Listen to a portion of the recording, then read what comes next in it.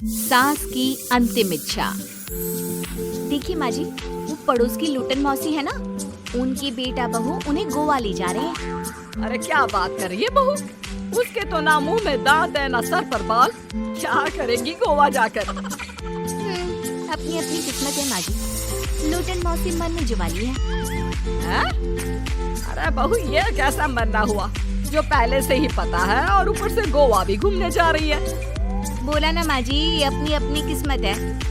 बात हुई थी मेरी लूटन मौसी की बहू से, बोल रही थी कि चलो दवाई में जो पैसा लगेगा वो गोवा में लगा देते हैं। सास को बहू की बात से पता नहीं क्यों नफरत की बदबू आ रही थी, लेकिन वो कुछ नहीं कहती और कमरे में जाकर लेट जाती है। क्या बात है, लूटन के तो मजे ही मजे है। वैसे आइडिया बुरा नहीं है, थोड़े से पैसे लगाओ और सीधा गोवा की सैर। मैं भी चलती हूँ गोवा। अगले रोज सास तय वक्त पर उठती नहीं। अरे देखो जी, माँ जी अब तक उठी नहीं। आज दूध वाले से दूध और काम वाले के लिए दरवाजा मैंने ही खोला है। अब कम से कम माँ जी का ये तो सुख है कि सुबह जल्दी उठना नहीं पड़ता। तो बड़ी अजीब हो तुम, मेरी माँ सुबह से उठी नहीं है और तुम्हें चिंता दूध और काम वाली की है। अरे तुम्हें चिंता है ना, तो जाओ जाकर देखो क्या हो गया। वैसे मेरी किस्मत कहाँ लूटन मौसी की बहू जैसी। बेटे को माँ की चिंता होती है, वो सोचता है कि कहीं माँ की सांसें तो नहीं रुक गई और हमें पता ही नहीं चला। बेटा माँ के कमरे में जाता है और वहाँ जाकर माँ क्या हो गया है तुम्हें? बेटा, लग नहीं रहा कि अब मैं बचूंगी, लल्लन डॉक्टर के पास ले चले। अरे कैसी बात कर रही है माँ, तेरी तबीयत सीरियस है और मैं तुझे लल्लन झोला छाप डॉक्टर के पास ले जाऊं? ना ना ना। अरे तो कहाँ ले जाएगा बता दे, वहाँ एडवांस दे दिया है मैंने, वो क्या कहते हैं गूगल पे से। तूने क्यों पैसे दिए माँ? मुझे पता था क्या कि तू बीमार होने वाली है। सास को लगता है कि कहीं चोरी पकड़ी तो नहीं गई। वो हड़बड़ा जाती है और उसे पसीने निकलने लगते हैं। अरे माँ क्या हो गया, सर्दी में भी पसीने? लगता है तेरी तबीयत ज्यादा ही खराब है और लल्लन डॉक्टर पास ही में है, चल उसी को दिखा देता हूँ।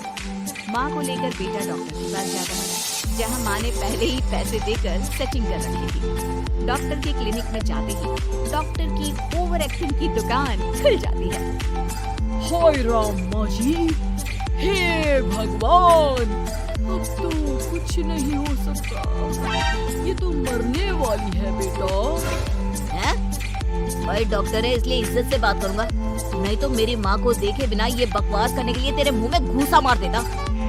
अरे ना ना बेटा, ऐसे मत बोल, वो डॉक्टर है, उसे वो दिख जाता है जो किसी को नहीं दिखता। हाँ माँ, शायद तू ठीक बोल रही है। डॉक्टर क्या दिखा आपको? हमारे डॉक्टर जी, जिन्होंने पहले से ही माँ से बोलने के पैसे ले रखे थे।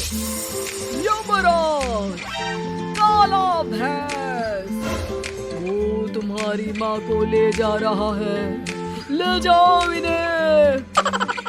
यार माँ, ये डॉक्टर ही या तांत्रिक, क्या क्या बोला जा रहा है? अरे बेटा, वो डॉक्टर है, उसे वो दिखता है जो किसी को नहीं दिखता। इनकी हर इच्छा पूरी करो, क्योंकि यम नहीं चाहते कि इनकी कोई भी इच्छा को अधूरी रखा जाए। निराश मन से बेटा माँ को लेकर घर आता है। माँ, आज से मैं ऑफिस नहीं जाऊंगा, चल तुझे वो झूले वाले पार्क में ले चलता हूँ जहाँ तू पिताजी के साथ जाया करती थी। ठीक है बेटा चल, लेकिन साथ में वो बीड़ी का बंडल रख लेना, तेरे पिताजी वहीं झाड़ी में पिलाते थे मुझे। हैं? माँ कैसी बात कर रही हो? वैसे भी जीवन के 4 दिन बचे हैं और तुम। अरे देख बेटा, ना पिलानी तो ना पिला, लेकिन सुना ना तूने डॉक्टर ने क्या कहा कि मेरी कोई इच्छा खाली नहीं रहनी चाहिए। अरे वैसे बेटा 4 दिन की जिंदगी है, न जाने कब मौत आ जाए। माँ के मुंह से मौत का नाम सुनकर बेटा गंभीर हो जाता है, उसकी आंखें लाल हो जाती है। वो माँ का हाथ पकड़ लेता है। माँ को भी लगता है कि उसकी मौज मस्ती कहीं बेटे को डिप्रेशन में ना डाल दे। देख, लल्लन का फोन आया था, बोल रहा था कि हो सकता है मौत ना भी आए, पर इच्छा पूरी करके रख दे। जब जाऊंगी तब तृप्त होकर जाऊंगी, क्यों? तभी बहू की आवाज आती है, माँ जी आपकी फेवरेट गट्टे की सब्जी बनाई है। सास खाने के टेबल पर जैसे ही बैठने वाली होती है, बहू उनकी चेयर पीछे करती है और प्यार से बिठाती है। बहू शांत हो जाती है। वो माँ को बस देखती है और उनकी हर बात मानती है। रात को जब सास सोने जाती है तो, माँ जी मैं आपके पैर दबा देती हूँ, आज आप डॉक्टर के पास गई थी, थक गई होंगी ना। बहू का प्यार देखकर सास को हैरानी होती है। वो समझ नहीं पाती कि जो बहू उनके मरने को अपना भाग्य बताती थी, वो आज जब सास मरने वाली है तो दुखी क्यों हो रही है। क्या सोच रही है माँ जी? यही ना कि मैं ऐसा क्यों कर रही हूँ। माँ जी मैंने आपको हमेशा अपनी माँ माना है। माना आपसे नाराज होती थी, परेशान होती थी, आपकी बातें चुभती थी, लेकिन यकीन माने प्यार बहुत है आपसे मुझे। सास बहू को गले लगा लेती है। अरे तू क्यों मोह में डाल रही है? आज नहीं तो कल मुझे मरना ही है ना। बहू रोने लगती है और वहां से चली जाती है। अब तो सास आए दिन कोई ना कोई डिमांड करती जिसे बच्चे पूरा करते। मुझे ना वृंदावन जाना है, कृष्ण की नगरी देखने। जी माँ जी हम आपको लेकर चलेंगे। माँ मैं कल ऑफिस से छुट्टी ले लेता हूँ। बेटा अब आए दिन छुट्टी लेता और माँ को घुमाता फिराता।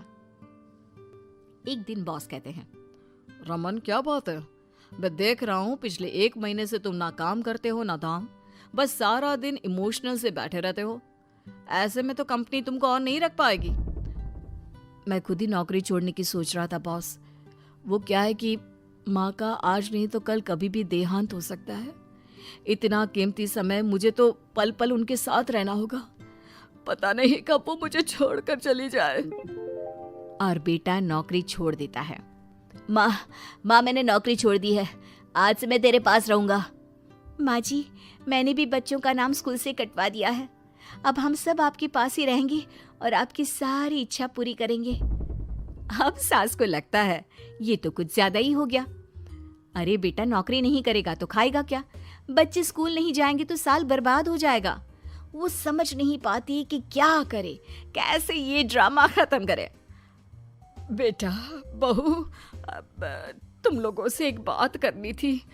देखो मैं ना बहुत शर्मिंदा हूँ, मैंने झूठ बोला था, मुझे कुछ नहीं हुआ है। वो तो ये बोलकर सास सारी बात घर वालों को बता देती है।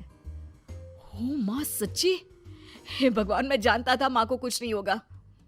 वाह माँ जी ये तो बहुत अच्छी खबर दी, मैं तो हलवा बनाने जा रही हूँ।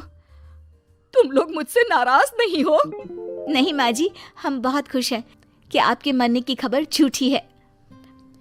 माँ शायद मैं तेरे ठीक होते ही तेरा इतना ख्याल रख लेता तो तुझे ये नाटक करने की जरूरत नहीं पड़ती। माँ जी आप हम लोगों को माफ कर दीजिए।